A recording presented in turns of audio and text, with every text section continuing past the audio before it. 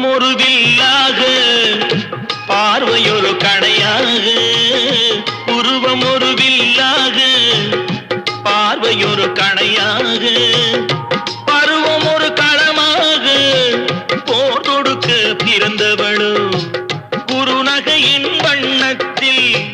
குழி விழுந்த கல்நத்தில் குறுநகையின் வண்ணத்தில்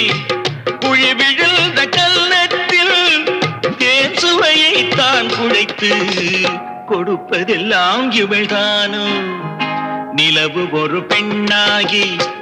உலவுகின்ற அழகோ நீரலைகள் இடம் மாறி நீந்துகின்ற குழலோ